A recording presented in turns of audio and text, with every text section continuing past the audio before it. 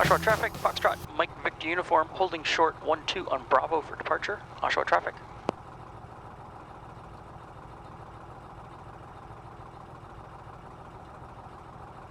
Oshawa traffic, Foxtrot, Mike Victor uniform, departing runway 12, Oshawa.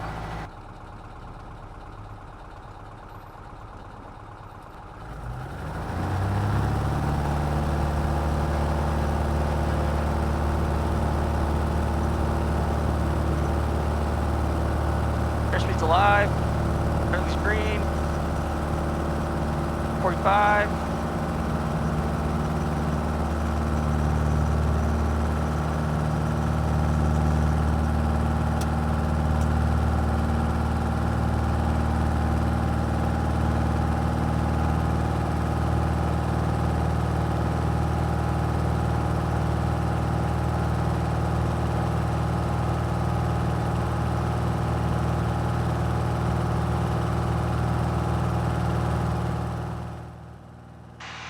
Terminal, Foxtrot, Mike Victor uniform. Foxtrot, Mike Victor uniform, come. Toronto Terminal, Foxtrot, Mike Victor uniform, Cessna 172, climbing 1400 off of runway 12, Oshawa, looking for my IFR clearance to Niagara Regional, Niagara Central. Mike Victor uniform, Roger, squawk 4774. 4774. Mike Victor uniform identified, cleared to Welland via direct Alamo. Direct, climb 4000, altimeter 2980. Cleared direct, Charlie, November, Quebec 3 via Alamo, direct, and 2980, squawk 4774, Mike Victor uniform. Mike Victor uniform, Roger.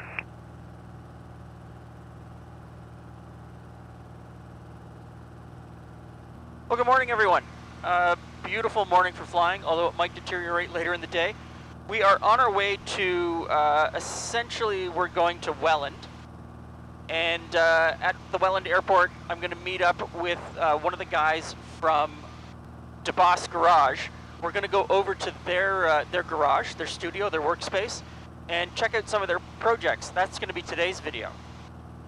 Next week's video, we jump in the plane at Welland with one of the guys from DeBoss Garage, and then we fly to Edenvale, where I'm going to take them up there and show them the Avro Aero. They're really into that airplane. So we're going to go up there, and that'll be in the next episode. You should check out DeBoss Garage. You probably know who they are. They do a lot of interesting work. So I'm kind of really excited to see what projects they've got going on. And this morning we filed IFR. We're going to cross over the lake in front of the city of Toronto. I could have gone straight across the lake, but it's a 30-minute lake crossing. And I just wasn't sure that was something I was going to do this morning. Mike Victor uniform, are you planning on just canceling as you get close to Welland, or do you want me to set you up for the RNAV approach? I'll cancel kind of halfway between Olamo and Welland, Mike Victor uniform. Sure.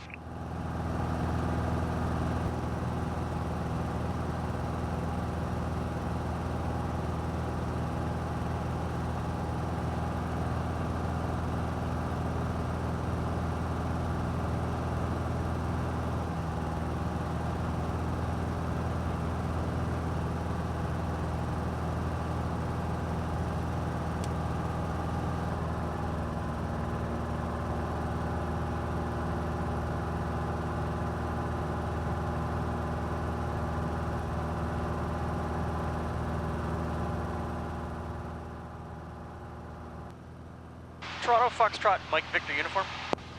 Mike Victor uniform, Toronto. Toronto Foxtrot, Mike Victor uniform. I'd like to cancel IFR and alerting services at this point. Mike Victor uniform, check canceling both IFR and search and rescue. Do you want to continue to fly following? Yes, please, Mike Victor uniform. Uniform, Roger, altimeter 2982, start your descent at your convenience. 2982 and starting descent, Mike Victor uniform.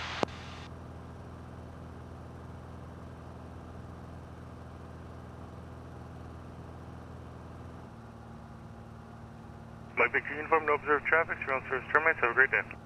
Thank you very much, have a great day, Mike Victor uniform.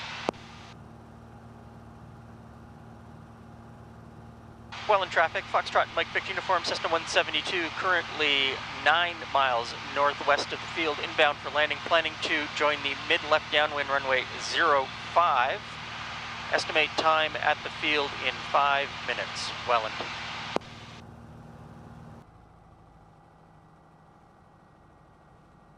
Welland, Foxtrot, Mike Victor Uniform, base to final 05, full stop, Welland.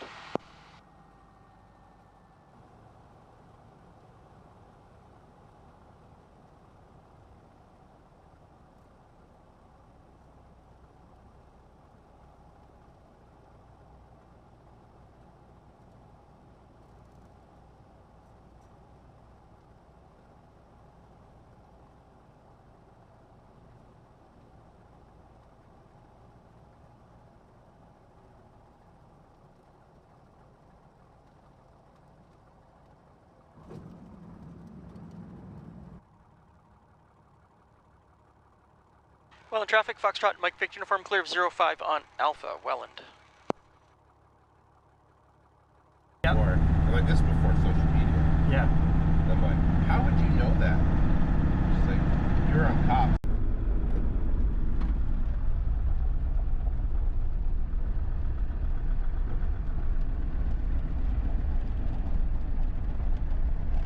How's Richmond taking the bike back and forth from the shop?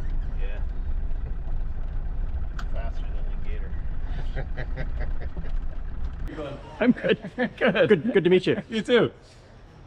Looks like you guys can have some fun in here, huh? Yeah, we have some interesting projects. Probably some of the most interesting ones in Ontario, I would say. You want a tour? I would love a tour, please. Excellent. We'll start off with the creme de la creme so that you know your audience doesn't get bored right away. Okay. The only Cummins swap Dodge.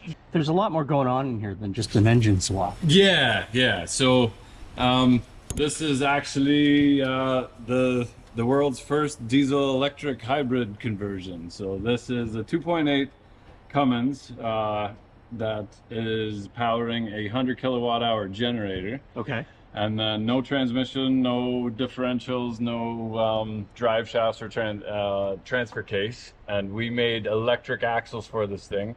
And so it runs on battery, but when your battery's empty, your generator just turns on and recharges the battery. So this is kind of the perfect time to try and see if this actually works. And we've had lots of engineers tell me it'll work, and I'm like, well, that's fine. We got a good base, but they said, let me build it, let me test it, and then I'll tell you whether it works or not, right? So the advantage is efficiency, I would imagine. Yes. And the fact that this is running a generator, it's probably constant RPM. Yes. So if you're thinking about like a vehicle, if you ever tried to get a vehicle moving, trying to push it, it's extremely difficult to get going. But once you're going, it's not as difficult, right? So we have all these giant engines, at 6.7, 6.6 liter diesels and these big pickups. But really, that's just to get off the line and get going, and then it becomes pretty inefficient while you're moving. It's a lot of wasted engine size that you don't really need. So with the battery, you're able to get that up and going to where you need to be, and then this thing will just purr at 1800, 2000 RPM and stay at that constant speed to be the most efficient in the most simplistic way. So if you're thinking about, like, everybody's had a 10-speed bicycle where first gear is super easy and then 10-speed is a bit difficult. That's what automakers are trying to do, is trying to stay in this efficiency range where this engine is the most efficient between, say, 1500 and 1800 RPM. And they want to keep you in that range. But every time you shift, you kind of leave that efficiency range. So we used to have 3-speed transmissions, then 4, then 5, then 8, now 10-speed transmissions to constantly keep you in this efficiency range. And that becomes complicated, heavy, and expensive to repair. Also, the turbos, we've got these complicated variable vane turbos, you know, that try to get the boost down low, and once you leave that efficiency range to try and keep you in this efficiency range, again, you got soot going through there, you got complicated. When a turbo goes, you're looking at like $4,000, $5,000 to replace this turbo. It's almost the cost of a transmission. So with this, we can keep just a simple turbo there's really no load on it until we put the load on it from the generator, and we can tell it to do that. So we can just idle up to 2200 RPM, 2000 RPM, wherever this thing is happiest, and then turn the generator on. It just gets a little blip while, you know, we're adding that fuel to keep it there, and then just purrs away like a kitten. But it is a completely different driving experience because there's no communication between the engine and your throttle. Yes. So we've been trained subconsciously that, you know, as we put the throttle down, we get more RPMs, we get more vibration, we get more noise. None of that's happening. It's like you could be at a stoplight and your battery's low because your air conditioning, and your engine turns on, and at the stoplight you hear it idle on, it'll run for 10 seconds and then start to rev up, and the guy beside you thinks you're in a race, so now you got to race the guy beside you, and so this one is running on battery. The other prototype that we built and delivered to the customer, that one's fully functioning, and they're testing that one out. I believe it's fully tested now and it's off to get outfitted, so for what they needed to do. But we're looking to drive this one across Canada, from Ontario to BC, pulling a 30-foot Airstream. Okay. And we have a couple trucks that are joining us. We have a 6.6 Duramax pulling the same size Airstream, and a 6.7 Power Stroke with the same size Airstream. And then we'll see how much fuel are we saving. Yep. Does it make sense on the highway, because we are changing mechanical energy into electric and then back to mechanical again, so there's some losses there. Yep. But it'll be much more efficient in the city. We got the weight of the Airstream pushing us, so we can regen all of that energy back into the batteries. And then you have the option to plug it in too, right? But the nice thing is that now we can power our entire Airstream off our truck. Yeah. So we don't need a campsite with power. We can run our air conditioning. We can do whatever we need off the batteries. So for like 99% of pickup truck drivers, this is really all they need. This is what they need. I hope so. Yeah, I hope so. So we'll know for sure in another couple months, but we're excited to get testing on. We are going to build an incomplete chassis.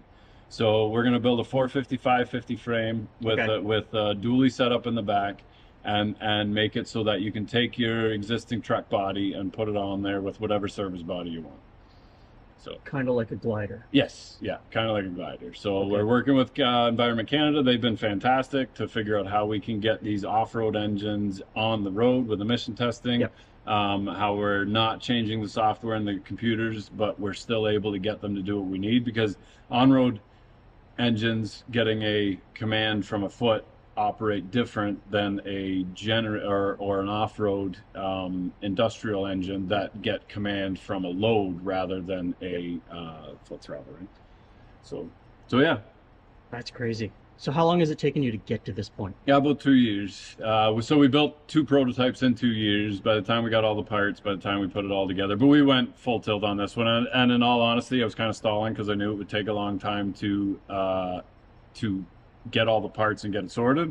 So we did a complete frame off on this truck. We painted the whole frame. We turned it from 2-wheel drive to 4-wheel drive. We did a bunch of emission testing on it. So we emission tested it with the 5.9 gas that was in there. Okay. Then we put the Cummins in front of the manual transmission, emission tested it again, and now we'll emission test it again with the same engine, but then the generator on it, and then write a report on, okay, this is how much more efficient we are. This is how much better we are for the environment. Let's keep this going and go from there. So you want to go for a ride? Is what you were saying. Very cool. Yes. You want to go for a ride? I definitely. We'll hook it up and we'll go for a little boot.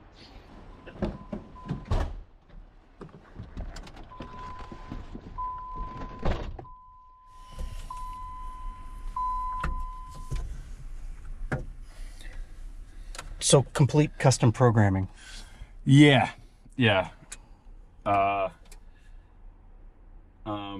Everything's Yeah, you start from scratch. You're starting from scratch. You're totally doing something brand new. Yeah, so these buttons are easy. I would still like to have it on a column shifter. Yep. Just because, but so yeah, we just kind of threw this console in there from another generation. But and then this is our main screen, but yeah. So we don't have power steering yet, we don't have water pump yet, but we can go forward and reverse.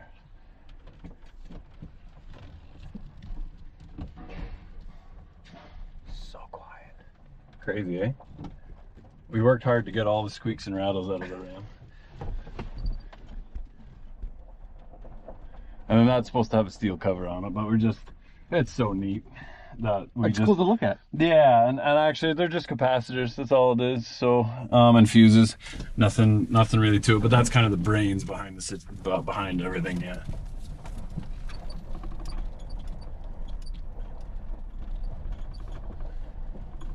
It was completely quiet when we first started. Now So everyone's going to ask, what's your output? So electric and Gas they don't really equate, yeah. So we put it on a dyno, and we had 1,200 foot-pounds of torque at 1 RPM, which is just bizarre. So we're about 260 horse, I think. The numbers keep changing, and the batteries that we're using change too. But and I think I forget the exact specs on the motors, but it's kind of irrelevant because we just grabbed off the shelf ones that I knew I could fit into this. So we pulled the motors and the gear sets out of existing Dana axles, and then we made our own diff housing and made it fit. So because the axles for these trucks don't exist, so if it works, then we are going to build our own axles. But it's going to be a cast housing with 2 motors in it, 1 motor per side, and then rather than having the motor hanging out the front, we're building the motors inside and then using a planetary gear set to reduce the speed, because the motors spin at 9,000 to 15,000 RPM, and we need to bring that down. So with a planetary gear set, we increase torque substantially, and we're looking at about 10,000 foot-pounds of torque per axle when you split it between the 2 motors. So with the Land Cruiser that we built, we managed to pull my tank, which is 50,000 pounds. And the Kenworth pulling it, so it was about 100,000 pounds. And 0 to 50 took the same amount of time as the Kenworth with the 3406 Cat in it, pulling 7,000 pounds less because it wasn't pulling the Land Cruiser. So the torque is, like, if you haven't driven an electric vehicle, that torque is just so it's surreal, because just the second you step on it, it's instant. Yeah. So it's pretty neat. Yeah.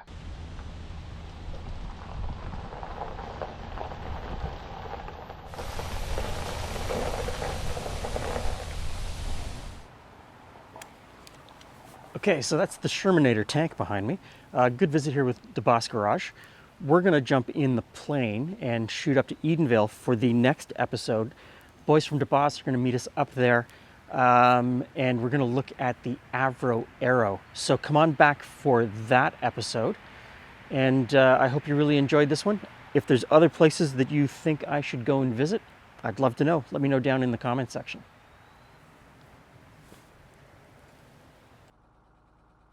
Well, in traffic, Foxtrot, Mike Victor Uniform, rolling on runway 23, right-hand turnout, climbing 6,500, heading towards Hamilton. Well, in traffic.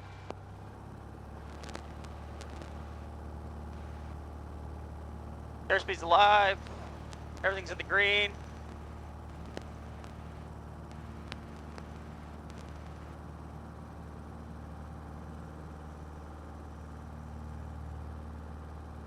It's up quick. It's not too bad. I mean, it's gonna get really quick with that new engine. Yeah. Yeah. How much runway do you need to? With just me in the airplane and my camera gear, I can get up in 200 feet. Wow. And that's because of all the work we did with the wings. Right.